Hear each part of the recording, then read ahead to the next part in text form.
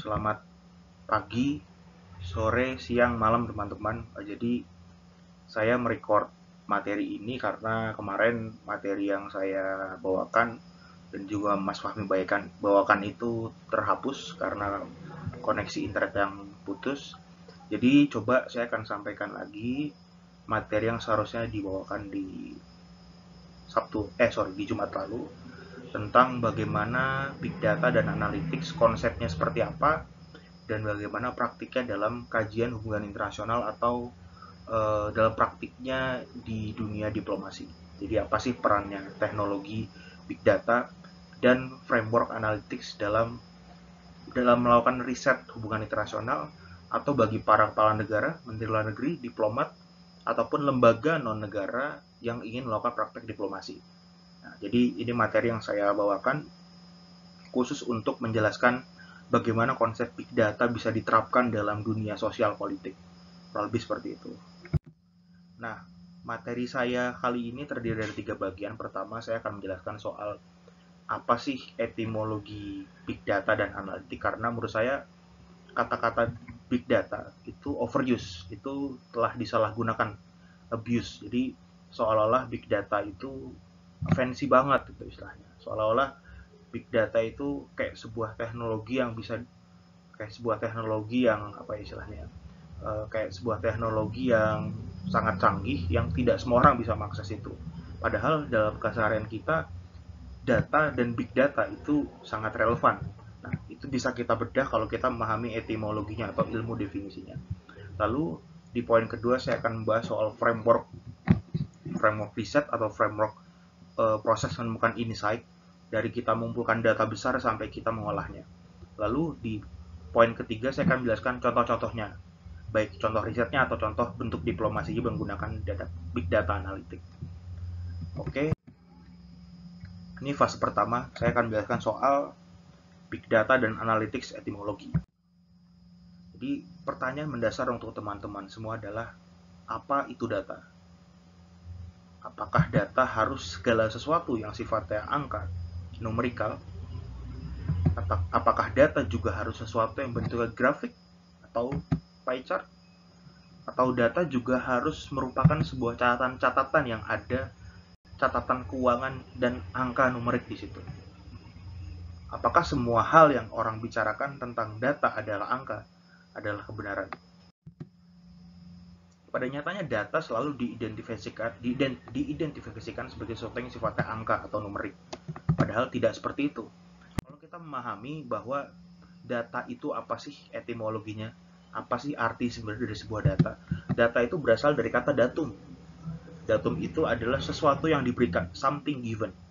Misalkan saya berbicara kali ini di depan laptop yang akan dipublishkan ke server YouTube, lalu ditonton oleh semua orang, itu adalah sebuah datum. Karena seorang Bimantoro telah memberikan sesuatu, yaitu konten, kepada dunia. Nah, misalkan Presiden Joko Widodo melakukan sebuah pidato di KTT ASEAN. Artinya Pak Jokowi telah memberikan sesuatu, memberikan speech kepada dunia. Nah, itu adalah datum sebenarnya. Atau kita bisa kasih contoh yang lebih relate mungkin. Kalau teman-teman punya catatan keuangan itu berasal dari transaksi teman-teman. Jadi misalkan saya beli pulsa, transaksi pulsa tercatat tuh, masuk ke buku rekening misalkan. Catatan itu, datum itu terjadi atas karena kita telah memberikan uang kepada pihak lain. Itu kan jadi datum itu adalah sesuatu yang kita berikan. Jika jumlah datumnya itu banyak atau jamak, maka menjadi data. Bisa dipahami ya. Jadi jumlah datum yang sifatnya jamak akan menjadi data. Sehingga data itu sebenarnya pada hakikatnya adalah perkumpulan dari fakta-fakta. Nah, saya rasa di sini cukup clear ya. Jadi pada saat Pak Jokowi melakukan pidato di KTT ASEAN, melakukan pidato di G20 misalkan, itu ada dua fakta di situ. Dua fakta itu akan menjadi data karena terdiri dari dua datum di situ. Nah, kurang lebih kayak gitu. Lalu ini flow berpikirnya. Jadi sebuah fakta atau sebuah realitas terjadi, realitas itu di capture, ditangkap, lalu menjadi datum. Banyaknya datum akan menjadi data, dan pada saat data itu disimpan akan menjadi database. Contohnya seperti ini. Misalkan pidato Pak Jokowi dituliskan oleh seorang wartawan, be written. Lalu jadilah datum.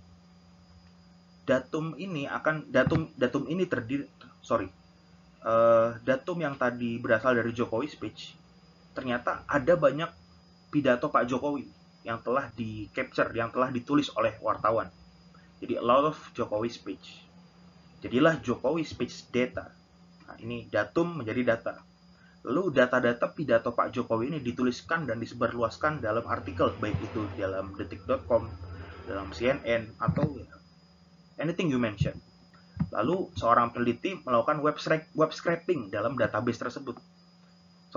Seorang peneliti melakukan web scraping dari pidato-pidato Pak Jokowi ini, sehingga disimpan dalam Microsoft Excel peneliti tersebut. Jadilah database. Nah, jadi artinya sebenarnya data itu tidak harus angka, tidak harus numerikal. Data itu ada dua tipe sebenarnya. Nah, ini akan saya jelaskan di slide ini.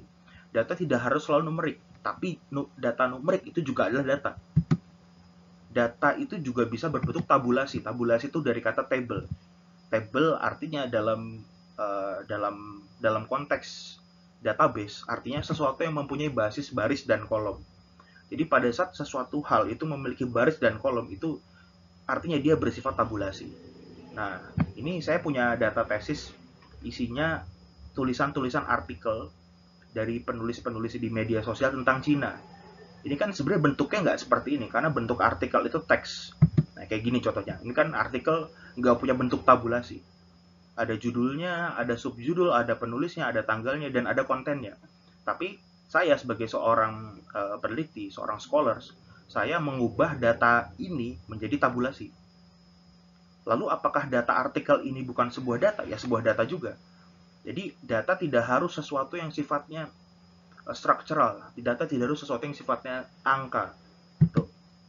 Teman-teman bisa lihat juga bahwa ini ada batik kawung. Motif batik kawung itu memiliki makna pengendalian diri seorang manusia. Apakah ini juga sebuah data?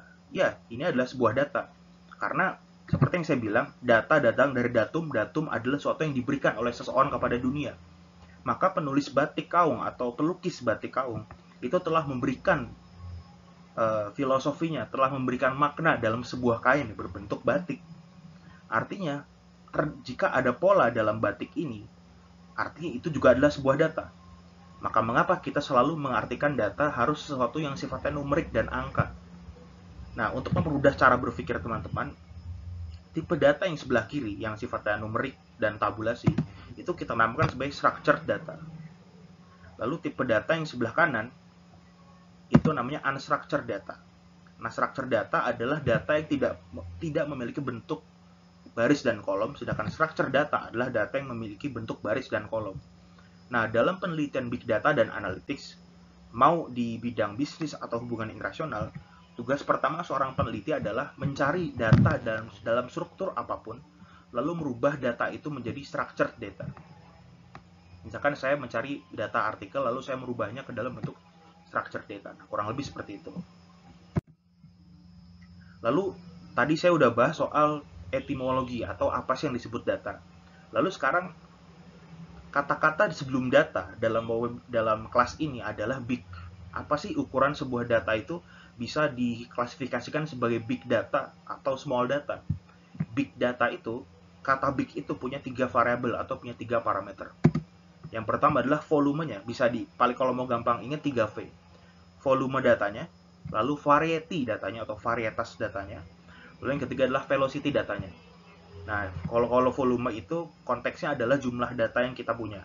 Pada saat seorang peneliti sosial politik mengumpulkan banyak sekali data, konten artikel, konten tweet, Facebook, Instagram, atau apapun itu, maka banyaknya jumlah data itu sudah masuk kriteria volume. Biasanya lebih dari 1 tera lah gitu kalau datanya volumenya besar. Lalu variabel kedua adalah varietas. Nah, kalau variety ini secara simpelnya adalah pada saat teman-teman melakukan sebuah penelitian, lalu data yang dikumpulkan ternyata beragam. Ada yang sifatnya structure, ada yang sifatnya unstructure. Teman-teman mengumpulkan data dari sosial media, dari artikel. Nah, itu mengumpulkan data unstructure sebenarnya. Tapi teman-teman juga melakukan perhitungan dari data GDP misalkan, atau data budget militer sebuah negara, yang sifatnya pasti tabulasi. Maka di situ teman-teman telah mengumpulkan data structure.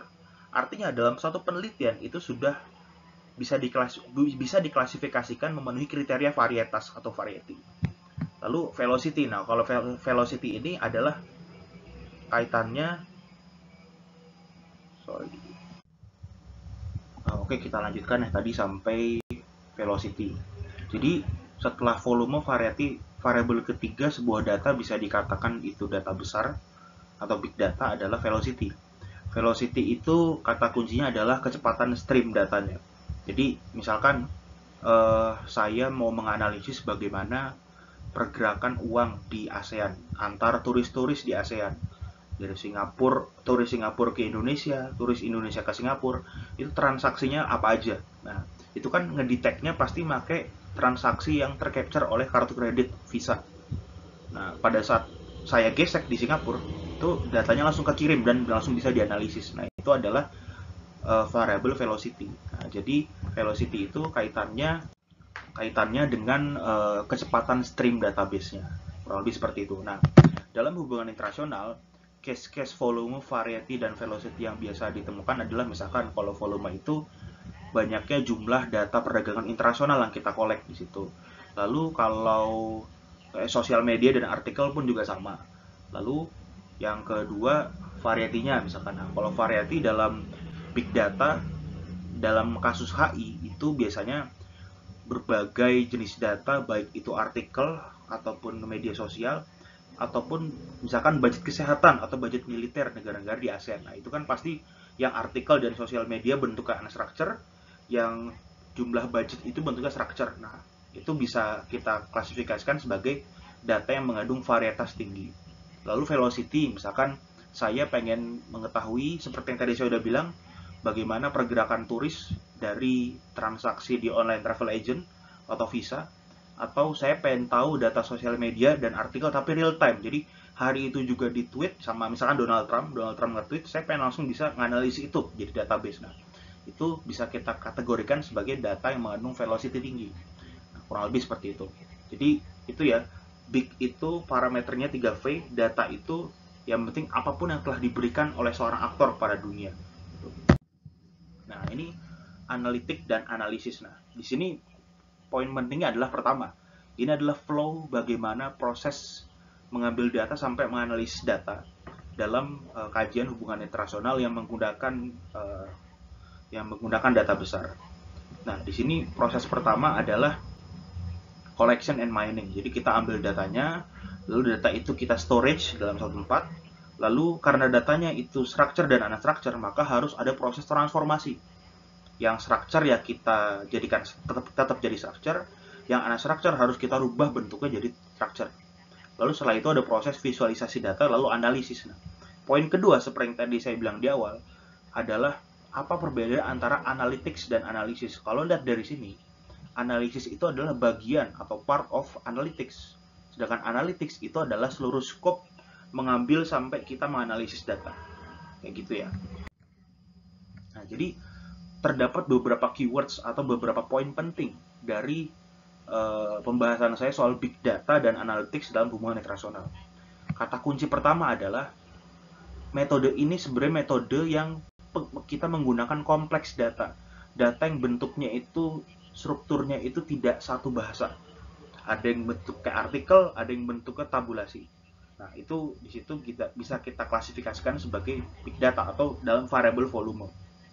Lalu tujuan dari kita mengolah kompleks data itu adalah untuk mendapatkan pattern. Jadi kita mau mencari pola bagaimana kalau dalam HI negara atau aktor non-negara itu melakukan diplomasi atau bagaimana kontestasi global antara aktor negara dan non-negara dalam satu kawasan misalkan. Atau bagaimana juga distribusi dari sebuah konsep. Nah, ini jadi menarik. Kalau misalkan kita mau mengukur seberapa damai, seberapa realis sebuah kawasan, seberapa multilateral sebuah kawasan, nah, itu juga bisa kita. Konsep multilateral atau konsep realisme itu juga bisa di measure dalam analisis menggunakan big data, kurang lebih seperti itu. Lalu ini frameworknya.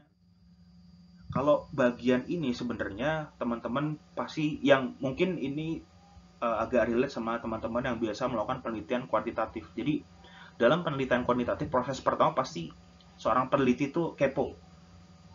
Apa sih? Dia pasti punya punya pertanyaan yang ingin dijawab. Nah, itu bentuknya kan hipotesis. Lalu hipotesis itu bisa dijawab kalau datanya ada. Maka seorang peneliti akan melakukan proses data collection, entah dengan kuesioner atau dengan survei. Lalu setelah data collection selesai, dilakukan analisis dari data tersebut, yang tujuannya menjawab hipotesis. Lalu analisis itu dikonsum oleh pemangku kebijakan menjadi sebuah policy atau sebuah action yang akhirnya nanti berimpact pada institusi yang mengambil action tersebut. Nah, lalu apa perbedaannya dengan analisis menggunakan big data? Kalau big data, perbedaan mendasarnya adalah di sini ada data. Datanya sudah ada. Kita tidak harus melakukan proses data collection melalui kuesioner atau survei. Datanya sudah ada di internet. Kita tinggal ambil aja. Kita tinggal pilih data mana yang mau kita storaging di situ. Nah, lalu dari data-data yang sudah ada, kita sudah bisa mengasumsikan hipotesis apa kira-kira yang tepat untuk kita tanyakan dengan data-data yang ada. Lalu setelah hipotesisnya ada, untuk melihat dan menganalisis sebuah data dibutuhkan model. Model ini semacam bagaimana data itu akan kita polakan untuk mencapai satu pattern tertentu. Lalu setelah modelnya jadi, lalu ada proses deployment atau penerapan. Jadi data-data yang besar ini akan kita tanam sebuah model yang akan kita run sebuah model yang nanti hasilnya akan menjadi sebuah pattern yang akan kita analisis dan nanti akan jadi policy di sini di paling ujung.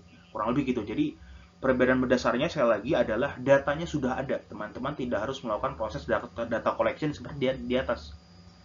Jadi datanya itu sudah ada, sudah tersedia.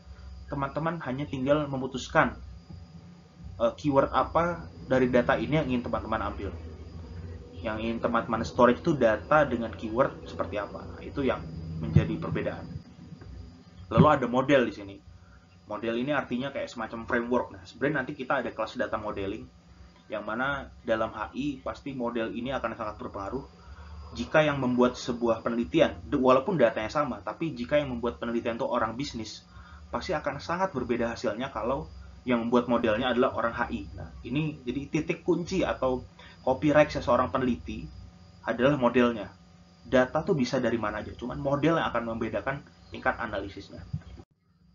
Nah, dalam penelitian big data dan menggunakan proses analitik itu ada yang namanya mixed method research design.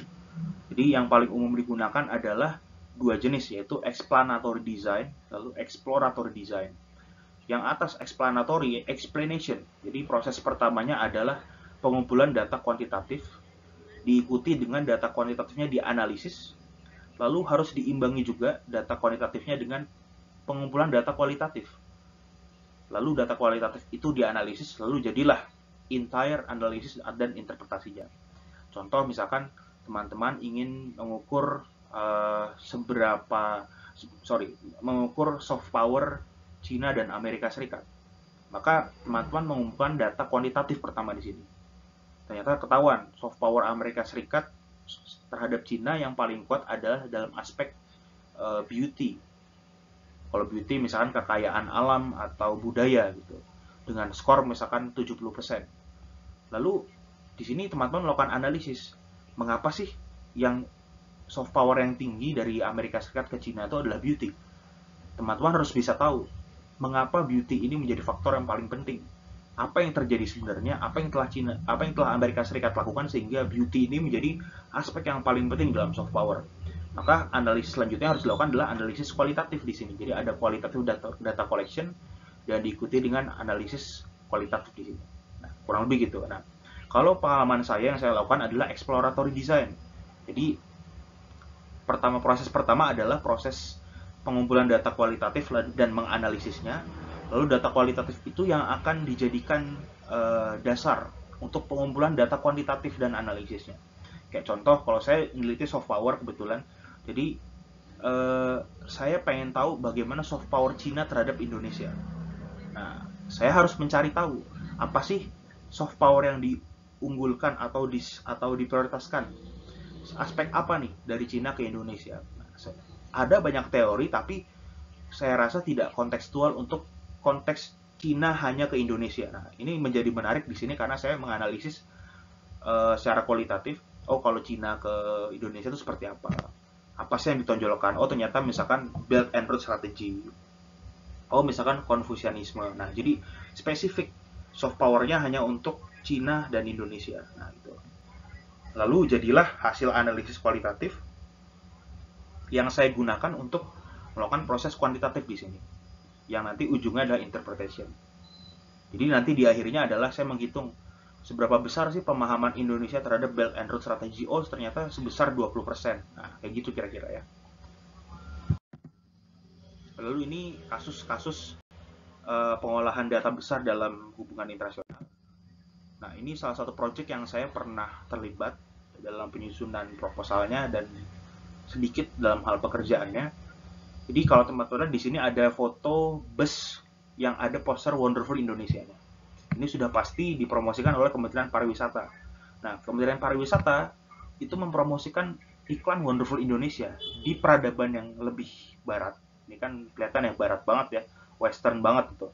Itu iklan-iklan Wonderful Indonesia yang sifatnya culture di Candi Borobudur. Tapi kalau teman-teman bisa compare ke peradaban yang lebih timur kayak China atau Singapura, iklan Wonderful Indonesia-nya itu lebih ke nature, jadi pantai segala macam, gunung. Nah, kenapa sih bisa kayak gitu? Karena saya dan teman-teman dulu melakukan pengolahan data besar di back-end. Jadi perilaku turis dari mancanegara yang ke Indonesia kita analisis, lalu kita lihat dengan model tertentu, lalu kita bisa menyimpulkan bahwa kalau ingin mempromosikan Indonesia ke peradaban barat, promosikan culture. Karena mereka terbiasa lah. Kalau alam mereka mungkin bisa nyari yang lebih bagus gitu. Tapi kalau culture itu sangat identik dan sangat ontodik terhadap satu negara kan gitu. Kalau ke peradaban lebih timur, maka promosikan aspek Indonesia dari segi nature. Nah, kurang lebih seperti itu. Lalu di sini saya mengambil salah satu penelitian dari ilmuwan asal Swiss, Martin Grandjean. Martin Grandjean ini bisa teman-teman cari di website-nya, di sini saya taruh di bawah. Ada www.martingrandjean.ch. Nah, Martin Grandjean ini sebenarnya penelitiannya fokusnya pada digital humanity. Jadi penelitian humaniora dalam aspek transnasionalisme, tapi menggunakan metode network. Jadi datanya juga pasti data yang sangat besar. Nah, di sini bisa teman-teman lihat Martin Grandjean ini melakukan pemetaan terhadap pelarangan pestisida di 3 negara, di 3 klaster negara. Klaster Prancis, klaster Jerman, dan klaster UK. Nah, di sini bisa kita lihat bahwa jika teman-teman menjadi otoritas pemerintah Prancis, pelarangan pestisida paling besar itu ada di Eropa, klaster Asia dan Oseania, klaster Amerika, dan klaster Afrika. Nah, ini menandakan kalau teman-teman ingin melakukan diplomasi agar pestisida asal Prancis tidak dilarang, maka fokuskan kepada klaster yang lebih besar. Di sini sebenarnya Eropa. Karena walaupun cuma 3 negara, mungkin ini sekitar 3 atau 6 negara, cuman networknya sangat besar di sini. Nodes-nya, buletannya sangat besar. Nah, kalau sedangkan untuk klaster Afrika, banyak kecil-kecilnya di sini. Jadi nggak terlalu kuat network, tidak terlalu berpengaruh pelarangan pestisida di Afrika terhadap Prancis. Kurang lebih kayak gitu. Jerman pun sama cara membacanya, UK pun sama cara membacanya. Nah, teman-teman bisa lihat nanti di YouTube kalau mau lebih jelas, atau kalau mau lebih detail lagi teman-teman bisa buka website martingrandjean.ch gitu ya. Lalu yang ini adalah hasil penelitian saya sendiri yang kebetulan saya sudah presentasikan ini ke konselor politik kedutaan Prancis waktu itu, diajar sama Pak Shaltut. Jadi saya meneliti bagaimana diplomasi antara Cina, Indonesia, dan USA. Saya melihat apa sih yang bisa menimbulkan perdamaian di antara 3 negara ini. Nah, di sini saya pakai metode atau bukan metode, saya pakai model yang menjadi fokus penelitian saya, yaitu bidang culture dan civilization, ya, filsafat. Nah, saya mengukur perdamaian sebuah negara itu dari perspektif Cina atau dari perspektif Konfusianisme. Ini modelnya saya bangun bahwa perdamaian dalam versi Konfusianisme itu bisa dicapai dengan 2 cara. Kalau harmoni tercapai dan status quo tercapai. Jadi status quo itu jadi mempertahankan legitimasi sebuah negara gitu. Nah, lalu siapa yang bisa jika perdamaian ingin terjadi lewat jika perdamaian ingin terjadi lewat status quo, maka siapa aktor yang bisa mencapai nilai perdamaian paling tinggi atau nilai status quo paling tinggi? Maka Cina. Di sini insight-nya adalah Indonesia ini kecil poinnya. Maka kalau ingin menciptakan perdamaian untuk 3 negara, Indonesia nggak usah ikut campur deh. Karena nggak berpengaruh banyak di situ. Tapi kalau Cina yang memimpin proses status quo-nya, maka perdamaian bisa akan tercipta. Nah, siapa aktor Cina yang harus ditonjolkan dalam diplomasi network ini? Yaitu Ambasador Cui Tiankai, ambasador Cina untuk Amerika. Dengan isu yang ditonjolkan adalah isu politik justru, bukan isu-isu yang sifatnya ekonomi yang erat dengan kata harmoni atau kerjasama, tapi justru isu politik yang lebih spesifik lagi. Isu politika membahas soal governing capacity. Di sini C-nya kepotong, tapi intinya governing capacity. Jadi perdamaian menurut perspektif Konfusianisme akan tercapai jika banyak terjadi konflik yang melibatkan status quo antar negara. Misalkan bagaimana pemerintah Amerika mempertanyakan Cina ini nggak transparan dalam menangani COVID. Atau pihak Nahdlatul Ulama atau Muhammadiyah mempertanyakan Cina ini melakukan pelanggaran HAM di Xinjiang. Nah, itu kan sebenarnya mengganggu status quo pemerintah Cina untuk mengatur teritorinya. Nah, ini yang menjadi menarik di sini, ternyata status quo ini justru bisa meningkatkan perdamaian lebih tinggi dibandingkan terjadinya harmoni seperti perdagangan, perjanjian investasi dan lain-lain. Kurang lebih seperti itu. Nah, jadi kesimpulannya adalah penelitian menggunakan data besar dan proses analitik itu bukan soal pemahaman akan teknologi, tapi ini semua tentang metode. Jadi untuk mendapatkan perspektif yang lebih luas, kita butuh data yang lebih luas. Jadi kayak manusia, kalau pengen mencapai level kebenaran yang lebih tinggi, maka seorang manusia harus lebih banyak menggunakan telinganya untuk mendengar dibandingkan berbicara. Nah, ini sama juga seperti engine, sama seperti komputer, sama seperti seorang peneliti. Untuk mendapatkan perspektif yang lebih luas, maka harus banyak data yang dia konsumsi di situ. Ini tidak akan bisa terjadi kalau teman-teman menggunakan metode konvensional di mana ada 1000 populasi, 500-nya teman-teman ambil sebagai sampel misalkan. Atau enggak 500, biasanya 5%. Mungkin misalkan 150-nya teman-teman ambil sebagai sampel. Jadi kebenaran atau insight yang teman-teman ciptakan itu berdasar pada sampel, berdasar pada 150 sampel dari populasi. Sedangkan dengan penelitian data besar, teman-teman punya 1000 populasi, punya 1000 account, punya 1000 aktor, 1000-1000-nya kita analisis. Jadi insight yang dihasilkan, kebenaran yang dihasilkan itu lebih komprehensif. Kurang lebih seperti itu dari saya. Sedikit tambahan untuk teman-teman semua. Jadi proses analitik itu adalah dalam penelitian namanya processing. Jadi ada istilah data plus processing sama dengan intelligence. Penelitian yang baik adalah penelitian yang bisa memiliki intelijensia. Manusia yang baik kan juga begitu. Manusia yang memiliki intelijensia, memiliki kebijaksanaan untuk memutuskan. Nah, intelijensia itu datang jika kita memiliki pertama data, lalu data yang kita proses. Banyak orang memiliki data. Banyak orang bisa melakukan pengambilan data dari internet. Sebutlah orang-orang dari jurusan sistem informatika atau sistem informasi. Banyak sekali yang bisa melakukan itu. Tapi yang membedakan sebuah data bisa dalam tanda kutip bunyi atau enggak adalah processingnya. Nah, sebagai ilmuwan atau sebagai sarjana dari hubungan internasional, maka kekuatan kita adalah dalam processing. Dalam processing itu ada proses bikin model, ada proses penghitungannya, ada proses measurementnya, ada proses pemilihan variabel, indikator sampai teorinya. Itu yang menjadi lebih penting dibandingkan datanya. Karena data is one thing, tapi metode adalah the prime thing. Seperti yang saya bilang, harus saya ulangi bahwa data itu bisa sama. Tapi prosesnya dengan cara apa itu akan membedakan hasil insight-nya. Dari saya demikian, wassalam.